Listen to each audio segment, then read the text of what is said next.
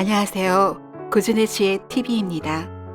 구독과 좋아요 부탁드립니다.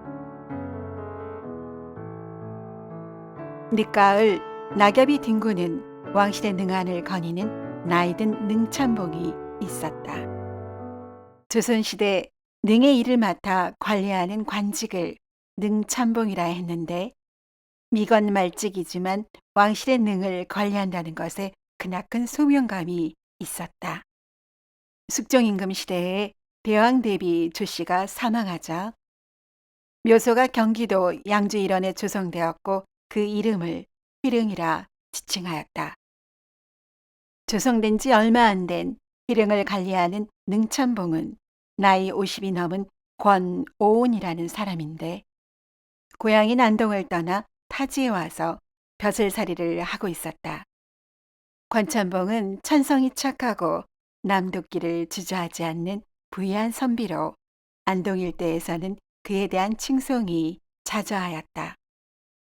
안동 부사가 새로 부임할 때면 권선비를 찾아가 인사할 정도였으며 그를 만난 부사들은 하나같이 사람 됨됨이와 학문의 깊이에 감탄하여 수차례 관직에 오르도록 청거하기를 주저하지 않았다.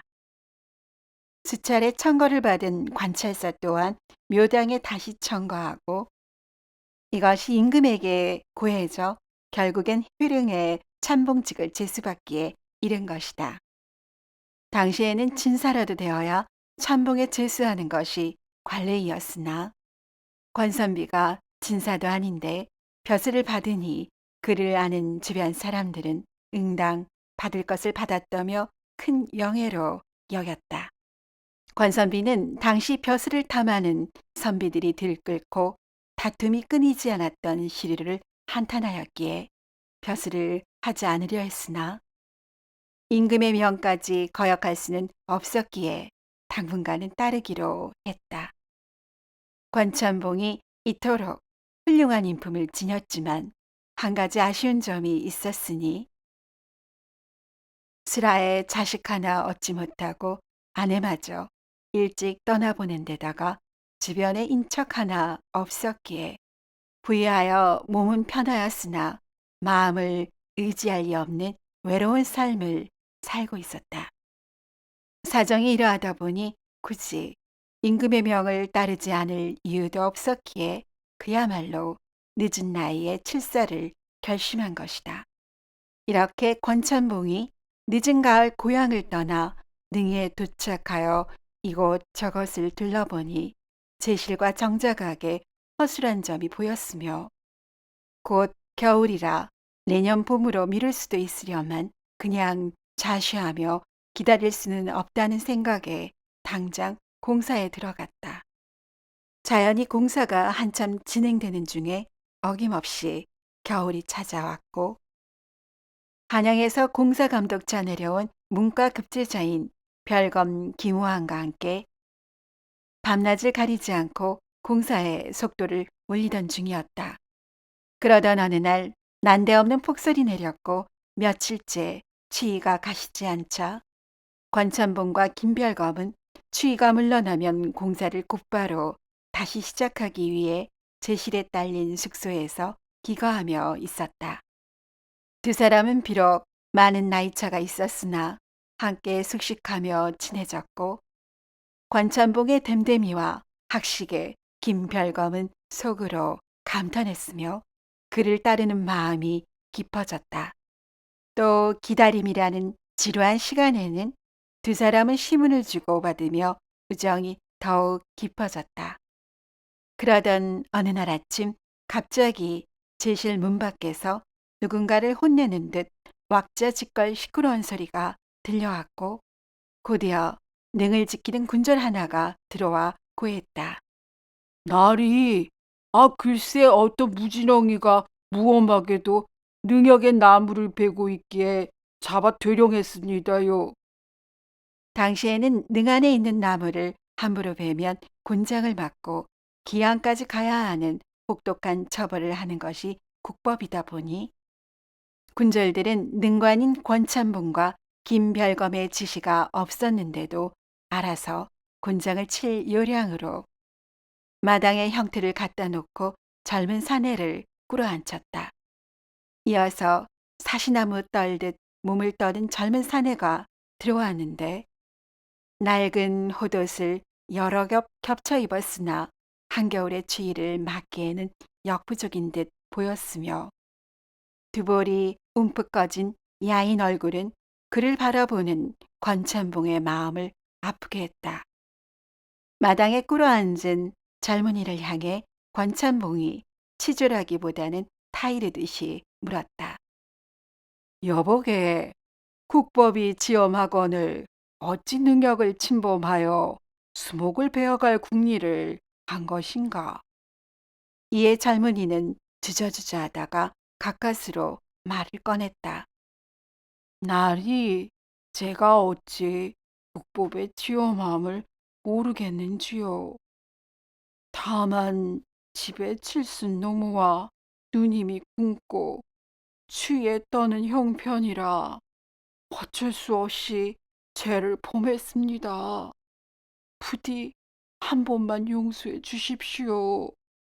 기실 젊은이는 일찍 아버지를 여의고 생활이 어려워진 몰락한 양반가의 자손으로 서른이 되도록 장가를 못 가고 식소를 보살피고 있었던 것이다.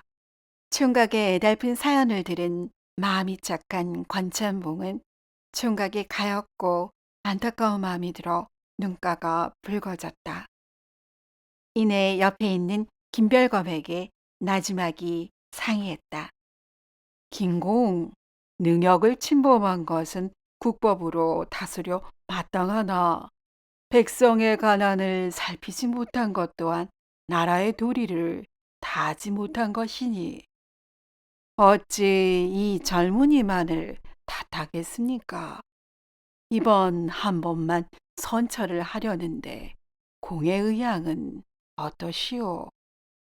옆에서 상황을 지켜보던 김별검은 살이 분명하고 예민하는 권천봉의 처사에 내심 감탄하였고 은근히 존경하는 마음도 생겨 그의 처결에 동의했다.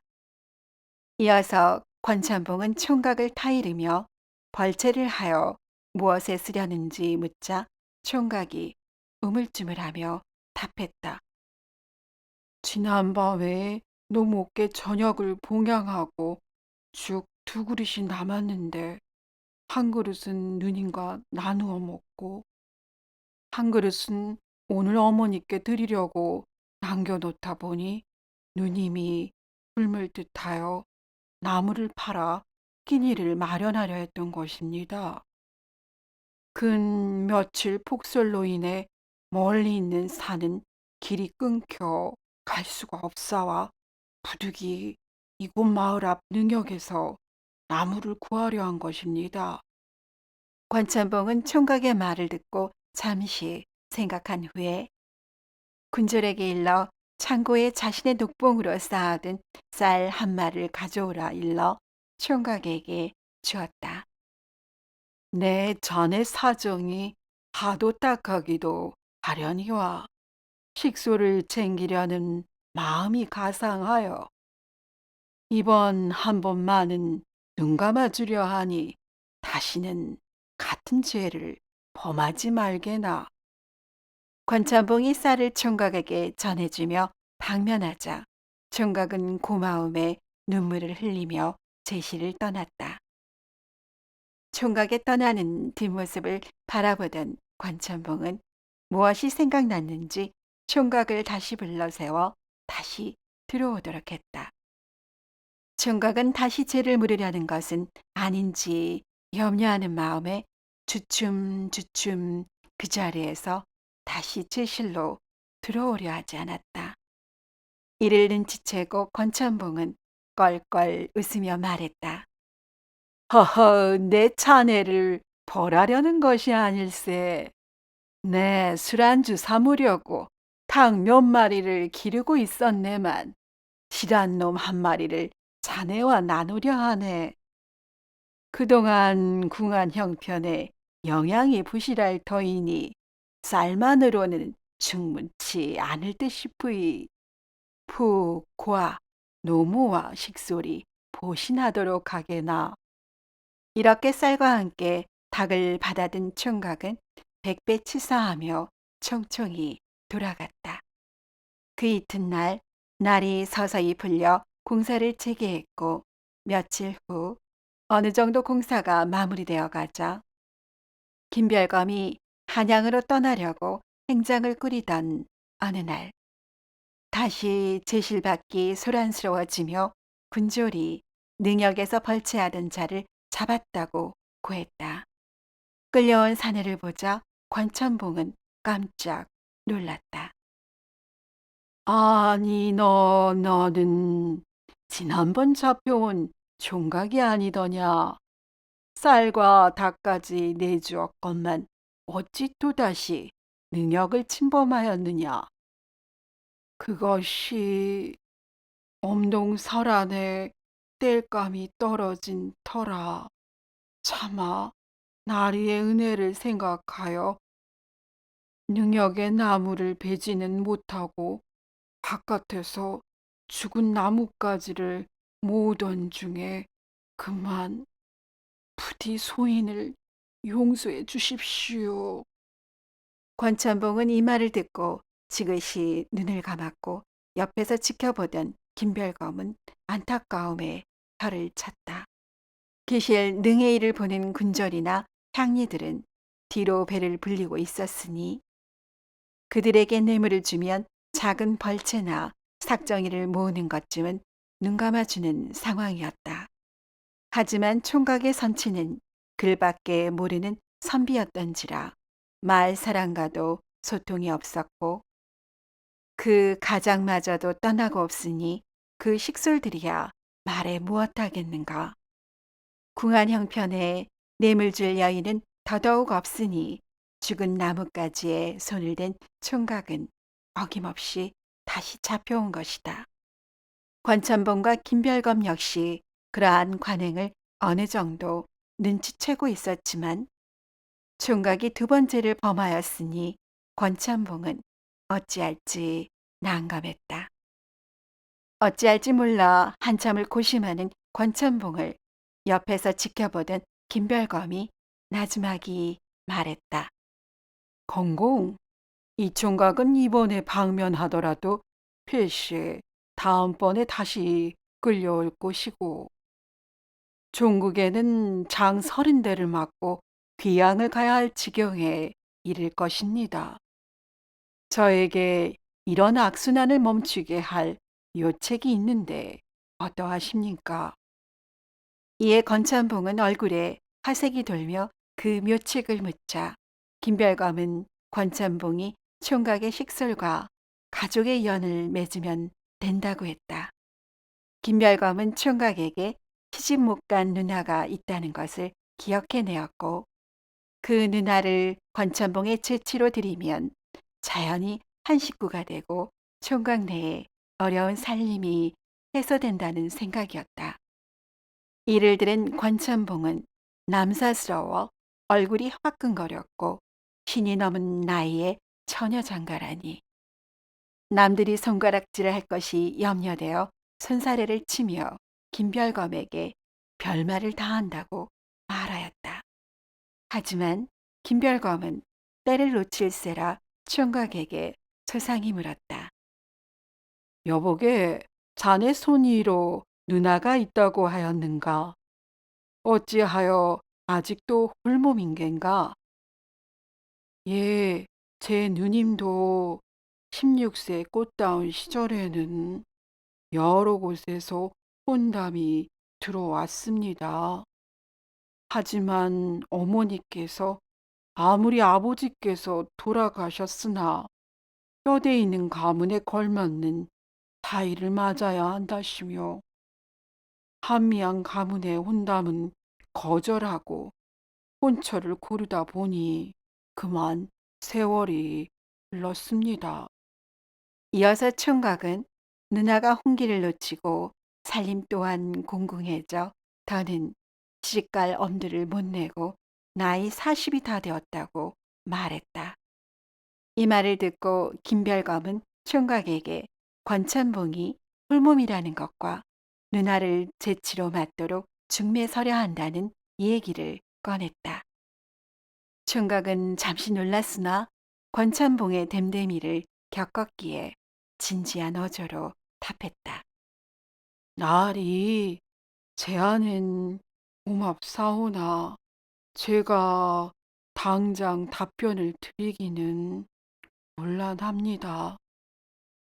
비록 누님이 홍기를 놓쳤다 하나 처음 하는 혼인을 앞에 두고 어머니와 당사자의 의견을 듣지 않을 수 없습니다. 며칠 말미를 주십시오. 상황이 이리 돌아가니 옆에서 오고 가는 말을 듣던 군졸들은 슬그머니 자리를 피했으며 자연스럽게 총각은 집으로 돌아갔다. 집으로 돌아온 총각은 노모와 누나에게 그간의 자초지종을 말하고 혼담을 전했다. 어머니는 신랑감이 비록 훌륭한 인품을 지니고 가산이 넉넉하다고는 하나 나이가 50이 훌쩍 넘었다는 말을 듣고 눈물을 흘리며 딸에게 말했다.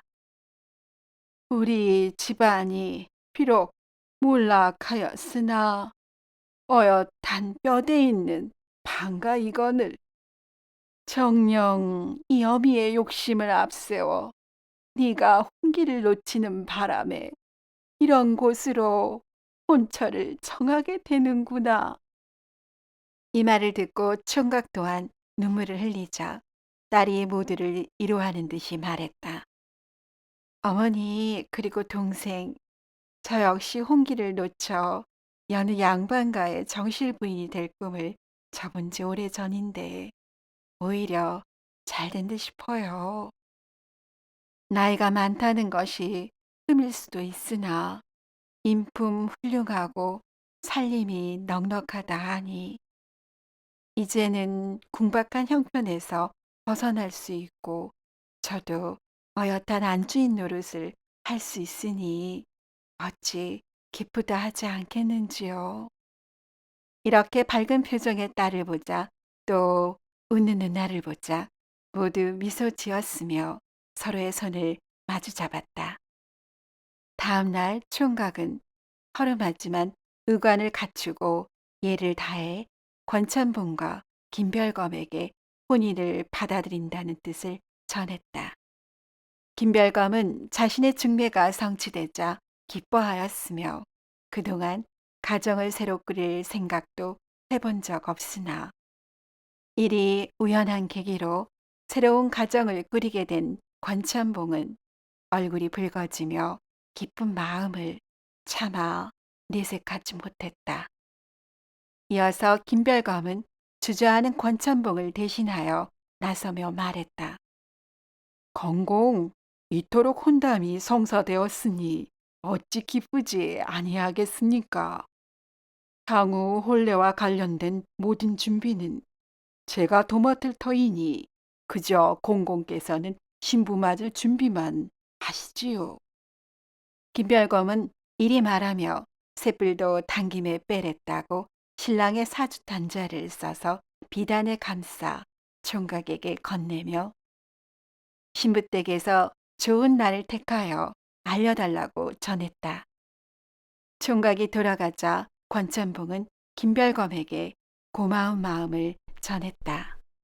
김공, 이리 소생의 앞날을 밝혀주시니 고맙소이다.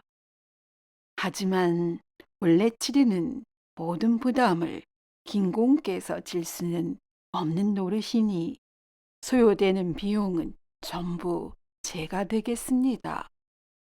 김공께서는 그저 혼산날 후행으로 참여해 축하해 주시면 고맙겠습니다.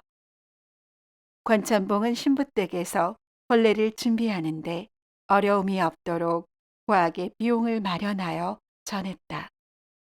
혼산날이 되자 신부댁에서는 칠순 노무의 주관하에 예의 법도에 어긋남이 없이 훌륭하게 초례청이 마련되고 제반 준비가 이루어졌으니 신랑과 김별검도 들어서며 이 모습을 보고 감탄하였다. 많은 사람들의 축복 속에 혼례가 치러지고 신랑 신부가 신혼방에 들자 신랑이 신부에게 말했다. 부인, 우리 비록 세월의 간극은 있으나 남은 인생 서로를 아끼고 의지하며 살아갑시다. 서방님, 우리의 인연이 비록 늦게 찾아왔으나 개념치 마셔요. 단란한 가정을 꾸려 행복하게 살아보아요. 이렇게 늦은 신혼이 시작되었고 어느덧 몇 개월이 흐르자 권천봉은 김별검에게 양해를 구하고 사직한 후에 처가 식솔들과 함께 고향으로 내려갔다. 이후 20여 년의 세월이 흘러 김별검은 도승지가 되어 정삼품의 당상관이 되었다. 그때 안동 지역을 중심으로 재해가 일어나 백성들의 피해가 커지자 임금은 백성들의 어려움을 해결하도록 김승지를 안동 부사로 제수하였다. 김부사는 안동으로 내려갈 때 권천봉과의 옛 인연이 떠올랐고 이미 세상을 떠났으리라 생각했기에 세월의 무상함을 느꼈다. 그런데 부임한 다음 날 어떤 손님이 김부사를 찾아왔다. 손님을 대하니 백발이 성성한 노인이 지팡이 없이 꼿꼿하게 걸어오는 것이었다. 사또, 참으로 오랜만입니다. 저를 몰라보시겠습니까? 김부사는 다가온 노인을 대청에서 맞으며 놀랐다. 그 노인은 다름 아닌 권천봉이었다. 아니, 어르신은 그때 그 권공. 김부사는 이제 반백이 되었고 권천봉은 이제 백발이 성성하여 20여 년 만에 상봉하였으니 반가운 마음을 이루 말로 다 표현할 수 없었다. 서로를 마주 대하고 지난 얘기를 하는 중에 권천봉은 아들 둘을 낳아 성례시켰고 최근 진사시험에도 나란히 급제하여 내일 축하하는 자리를 마련한다는 것이었다. 과거 사또께서 충매해 주신 덕분에 소생이 복된 삶을 누리고 이 또한 인연인지 내일은 두 아들이 진사가 된 것을 조상님께 보하게 됐습니다. 친히 왕님 하셔서 자리를 빛내 주십시오. 허허. 김부사는 이 소식을 듣고 누구보다도 기쁜 마음이었으며 관아에 속한 사면육각과 예인들을 거느리고 최대한 이해를 갖추어 건천봉의 집에 들어갔다. 집에 들어가자 김부사를 대청에 오르게 하고 권천봉이 한 중년의 사내를 소개하는데 그 옛날 능역을 침범하여 붙잡혀온 총각이었다. 권천봉은 처남이 된 총각을 공부시키고 혼인하도록 하여 처갓집을 어엿한 양반가로 다시 일으켜 세우도록 살폈던 것이다. 이어서 듬직한 모습으로 진사가 된 두 아들들이 김부사를 은인으로 여기며 인사를 올렸다. 이렇게 많은 사람들과 즐거운 시간을 보내고 있는데 안채에서 김부사를 모셔오도록 정갈이 왔다. 남녀가 유별한 당시의 풍속으로 외간 남정네가 남의 집 안채에 들어가는 일이 흔한 일은 아니었지만 각별한 인연을 생각하여 김부사는 안주인의 청에 따라 권천봉과 함께 안채로 갔다. 정갈하게 정돈된 안채에 들어가니 김부사를 상석에 앉히고 권천봉의 아내가 말했다. 사또, 그 옛날 수고로운 중매를 해주셨기에 오늘날 저희 집안에 복록이 쌓였습니다. 참으로 고맙습니다. 안주인이 이래 말하며 김부사에게 큰절을 올리니 황망한 마음에 김부사 역시 반배로 맞절을 하였다. 이어서 한 노인이 부축을 받아 들어왔으니 구순이 넘은 친정어머니였다. 김부사가 반가움에 인사를 드리니 노파가 뭐라고 계속 중얼거리는 것이었다. 김부사가 인사를 마치고 안채를 나오며 권천봉에게 궁금해하며 물었다. 건공, 방금 전 빅모께서 뭐라고 말씀을 하시는 듯한데 뭐라고 하신 것입니까? 허허, 사또께서도 들으셨군요. 지금은 장모님께서 정신이 오락가락 하시지만 저의 혼례가 이루어진 그날 이후로 장모님께서 김공을 위해 하루도 빼놓지 않고 축원하시는 것입니다. 김무왕을 정승이 되게 하옵소서라고 말입니다. 이 말을 듣고 김부사는 마음 깊이 감복하며 권천봉의 빅모에게 축원에 감사하다는 말을 전해달라고 했다. 이렇게 김부사는 안동부사로 재임하는 동안 권천봉을 만나 자주 시간을 보냈으며 빈번하게 권천봉의 집을 방문해 가족들과도 함께했다. 임기가 끝난 후 김부사는 참판으로 제수되어 조정으로 복귀했고 세월이 흘러 우의정이 되었다.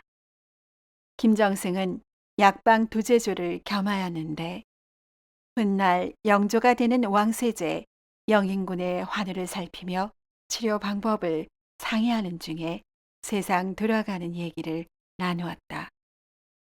그때 이제는 고인이 된 권천봉의 일화와 그 아들들이 안동에 친사라는 얘기를 했다. 그로부터 몇 년 후 영인군이 영조가 된 뒤에 우연히 지역 양반가의 목록을 보던 중에 역시 고인이 된 김정승의 옛 이야기가 떠올라 안동 사는 권씨 집안을 찾아보니 과연 두 진사가 있었다. 이를 본 영조는 과거 김정승이 한 말이 농이 아니었음을 확인하고 껄껄껄 웃었으며 두 아들 중 한 사람을 능천봉으로 제수했다고 전해진다. 오늘도 이야기를 시청해 주신 여러분께 감사드립니다. 재미있는 이야기로 곧 찾아뵙겠습니다.